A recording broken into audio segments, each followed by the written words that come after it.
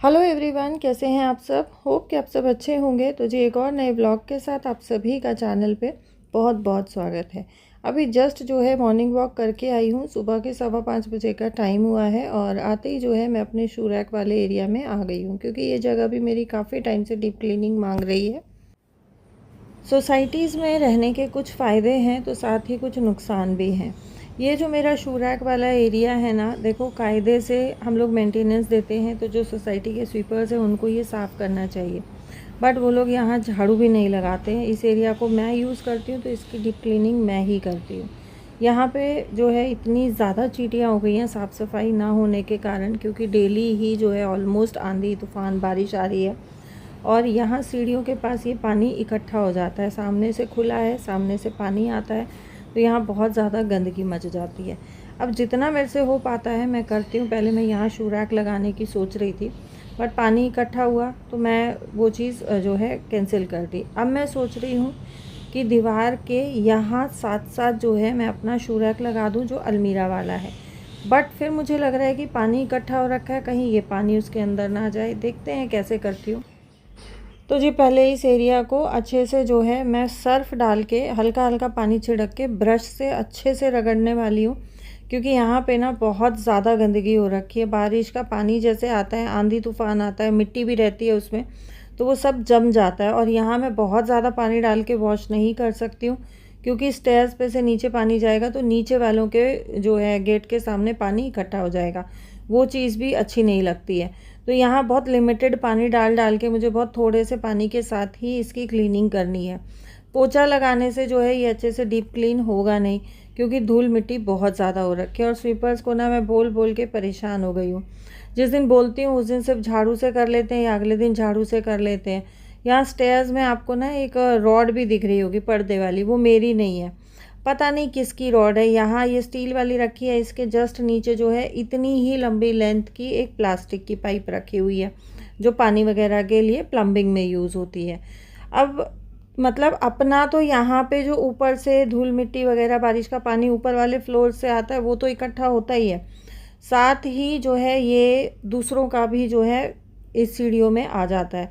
तो अगर आप किराएदार हो ना तो इतनी ज़्यादा आपको प्रॉब्लम्स फेस करनी पड़ती हैं सोसाइटीज़ में। यही अगर मैं ओनर होती ना तो ये चीज़ें ऐसे नहीं होती, चीज़ें कुछ और होती, कुछ अलग होती, क्योंकि ये फ़र्क होता है किराएदारों का और मकान मालिक का। अगर आप फ्लैट ओनर हो, आप सब कुछ अपने बिहाफ पे कर सकते हो, लेकिन अगर आप किराएदार हो ना तो आपको बहुत सारी चीज़ें सोचनी पड़ती हैं, क्योंकि हर छोटी छोटी चीज़ में क्या होता है कि मकान मालिक को कॉल कर दिया जाता है, मकान मालिक को बोल दिया जाता है आपके किराएदार परेशान कर रहे हैं, ऐसे कर रहे हैं, वैसे कर रहे हैं। बहुत ज़्यादा दिक्कतें होती हैं। तो अगर आप एक किराएदार हो ना, आपको बहुत सारी चीज़ों को ध्यान में रखते हुए रहना पड़ता है। सोसाइटीज़ के जैसा मैंने आपको बताया जितने फ़ायदे हैं उससे कहीं ज़्यादा जो है सोसाइटीज़ के नुकसान भी हैं। लेकिन इंडिविजुअल फ्लोर में हम लोग रहना, स्पेशली मैं अपना बता रही हूँ कि हम लोग इसलिए प्रेफर नहीं करते हैं, क्योंकि सोसाइटीज़ में जो एक सबसे बड़ा प्लस पॉइंट होता है वो होता है सिक्योरिटी का, कि आप कहीं भी जाते हो, आपके बच्चे कहीं भी खेल रहे हैं, आप कहीं भी गए हो, बच्चे अकेले हैं, तो आपको सेफ्टी और सिक्योरिटी की चिंता नहीं होती है पीछे से। अगर आप इंडिविजुअल फ्लोर में हो तो वहाँ पे सेफ्टी सिक्योरिटी की थोड़ी सी दिक्कत आती है, थोड़ा सा इशू होता है। बाकी वहाँ का जो है आप कैसे माहौल में रह रहे हो, कैसी जगह पे रह रहे हो, वो भी डिपेंड करता है।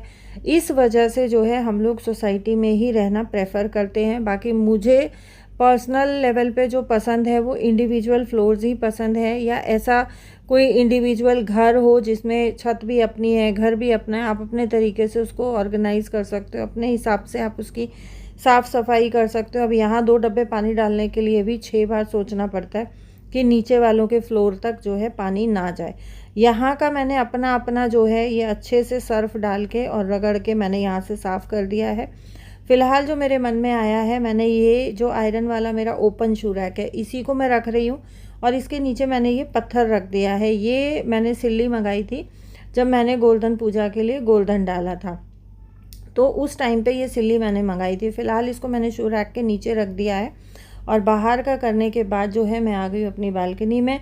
वॉक पे जाने से पहले जो है ये कपड़े मैं फैला के गई थी, और बाहर का करते करते मुझे लगभग 1-1.25 घंटा बहुत आराम से लग गया था क्लीनिंग में, क्योंकि गंदगी बहुत ज़्यादा थी। कई बार मैंने जो है उसको सर्फ से रगड़ा है, कई बार मैंने उसको जो है हल्का हल्का पानी डाल के अच्छे से छोटे वाले वाइपर से क्लीन किया है। और अभी जब मैं घर की साफ़ सफाई करूँगी तो बाहर से मैं एक बार ही उसको पोछा अच्छे से लगा दूँगी, तो बाहर का एरिया मेरा बहुत बढ़िया तरीके से चमक गया है।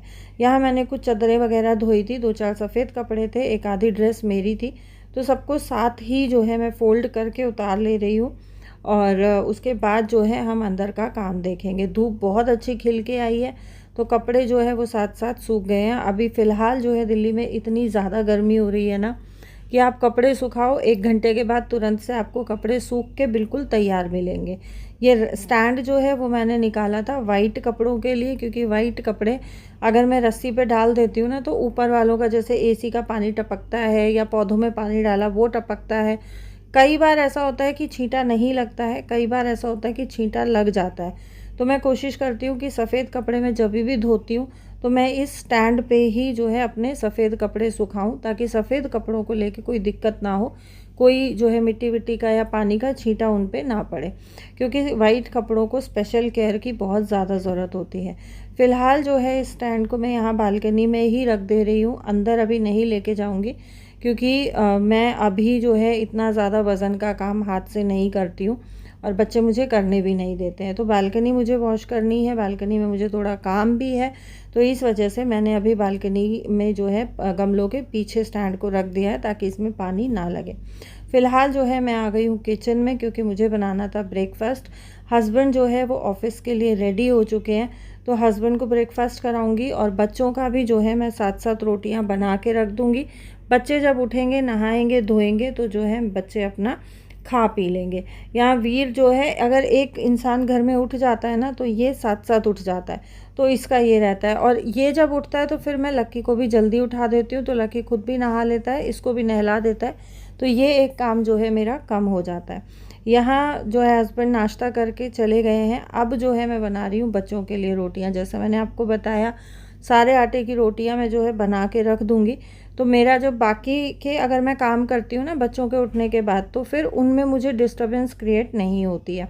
नहीं तो फिर छोटे बच्चे हैं, देखो बच्चों को भूख लगती है थोड़ी थोड़ी देर में, तो मुझे फिर अपना काम छोड़ छोड़ के जो है बच्चों को बार बार कुछ ना कुछ बना के देना पड़ता है, या रोटियां जो है काम छोड़ के बनानी पड़ती हैं। तो ब्रेकफास्ट की मैं बना के रख दूँगी, सारा काम हो जाएगा, उसके बाद जो है मैं लंच की प्रिपरेशन करूँगी। अच्छा, एक बहन का मुझे कमेंट आया था कि आपके कितने बच्चे हैं, तो जी मेरे तो 2 ही बच्चे हैं। अभी जो 2 बच्चे आए हुए हैं वो मेरे भाई के हैं। एक बहन ने पूछा था क्या ये आपकी देवरानी के बच्चे हैं, तो जी देवरानी मेरे हैं नहीं, हम 2 ही देवरानी जेठानी हैं, और मेरी जेठानी के बच्चे मेरे बच्चों से भी बड़े हैं, वो कॉलेज जाते हैं, तो ये मेरे छोटे वाले भाई के बच्चे हैं। और एक मुझे कल कमेंट आया था वीडियो में, जो लास्ट ब्लॉग मैंने डाला था, कि क्या आप अपनी बेटी के कपड़े पहनते हो, तो ये कमेंट पढ़ के ना मुझे हंसी भी आई और मुझे अचंभा भी हुआ कि यार कुछ औरतों की मतलब सोच आपकी कहाँ से कहाँ पहुँच जाती है। मेरी बेटी की हाइट मुझसे कम है, मेरी बेटी के कपड़े मुझे कैसे आ जाएंगे। अब मैं कई बार बहुत लूज़ टी शर्ट्स भी पहनती हूँ, ये जो मैंने अभी फ़िलहाल टी शर्ट पहनी हुई है ये बहुत लूज़ है, तो कल को तो आपका दिमाग ऐसे चलेगा कि मैंने मेरे हस्बैंड के कपड़े पहने हुए हैं।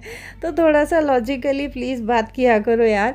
ऐसे वैसे ऐसे कमेंट्स आने भी चाहिए, थोड़ा सा ना हंसी आती है, खुश हो जाता है मन ऐसे कमेंट्स पढ़ के, तो ये भी एक अच्छी चीज़ होती है। बाकी कपड़े मैं अपने ही पहनती हूँ, बेटी के कपड़े मुझे नहीं आते। हाँ, मेरे कपड़े बेटी पहन लेती है, बट उसकी हाइट मुझसे कम है और हेल्थ भी उसकी थोड़ी सी जैसी बच्चों की होती है वैसी है, तो उसके कपड़े मुझे फिट नहीं आएंगे अगर मैं पहनने की चाहूँगी भी तो थोड़ा सा यार ठीक है, पर कोई बात नहीं। यहाँ रोटियाँ बन गई हैं और अब जो है मैंने साथ साथ अपना किचन भी क्लीन कर दिया है, तो फाइनली मेरा जो है किचन क्लीनिंग का काम ख़त्म हो गया है। और अब मैं आ गई हूँ बर्तनों पे, क्योंकि जब आप नाश्ता बनाते हो, खाना बनाते हो, तो बिना किसी के खाए पिए भी ना बहुत सारे बर्तन निकल आते हैं। और जैसा आप जानते ही हो कि मैं आटा जो है बहुत लंबा टाइम हो गया, लगभग काफ़ी साल हो गए हैं, फूड प्रोसेसर में ही अपना आटा गूंथती हूँ, हाथ से बहुत कम गूंथती हूँ। और ये हाथ में इशू होने के बाद तो मैं हाथ से आटा गूंदना मैंने ऑलमोस्ट बंद कर दिया है। ऐसा होता है कि 10 में से एक आध बार मैंने गूंद लिया। तो वो हो जाता है। कुकर, सब्ज़ी वगैरह बनाते हैं, कुकर हो जाते हैं, बहुत सारे बर्तन छोटे छोटे निकल आते हैं। तो मैं साथ साथ जो है अपने बर्तनों को मांज के टोकरी में रख लेती हूँ। अच्छा, एक बहन ने मुझे लास्ट वीडियो में कमेंट किया था कि दीदी आप दिन में डिश वॉशर कितने बार लोड करते हो और आपका डिश वॉशर कितने का है। तो मेरा डिश वॉशर अप्रॉक्स 23 या 24 हज़ार का है।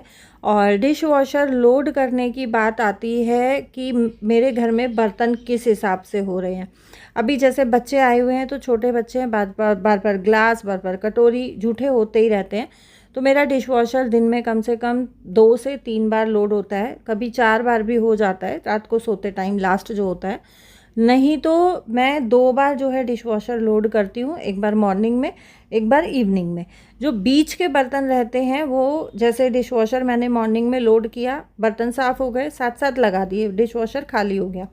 फिर जैसे बर्तन झूठे होते रहते हैं मैं धो धो के साथ साथ डिश वॉशर में रखती रहती हूँ और फिर मैं इवनिंग में उस डिश वॉशर को चला देती हूँ।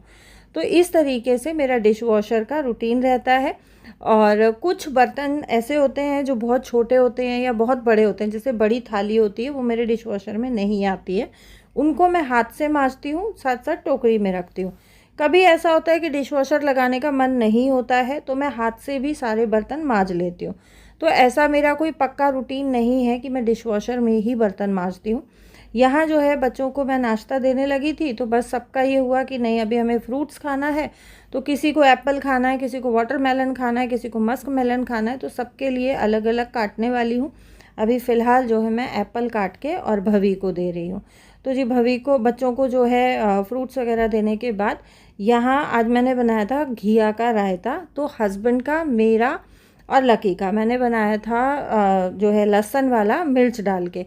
भवी और वीर मिर्ची बिल्कुल नहीं खाते हैं तो मैंने रायते को 2 जगह कर लिया था। और एक जगह के में मैंने कुछ भी नहीं डाला था, सिर्फ मैंने घिया मिक्स की थी दही में कि बच्चे खाने लगेंगे तब मैं नमक और उसमें तड़का लगा दूंगी। दूसरी जगह का था उसमें प्रॉपर तरीके से जैसे हम रायता बनाते हैं वैसे मैंने बनाया था। तो अब यहाँ पे खुशी को ये हुआ कि नहीं मैं तो रोटी ही खा लूँगी, तो मैं जो बच्चों के लिए बिना मिर्ची का निकाला था, क्योंकि अभी खुशी के गले में थोड़ा इन्फेक्शन चल रहा है तो डॉक्टर ने उसको मिर्ची खाने के लिए मना किया है। तो उसको भी मैं प्लेन रायता दूंगी। इसमें मैंने नमक डाल दिया है और साथ ही जो है मैंने हींग जीरे का इसमें छौंक लगा दिया है। रोटियां मैंने बना के ही रखी थी तो बस खुशी जो है वो अपने आप लेके और खा लेगी।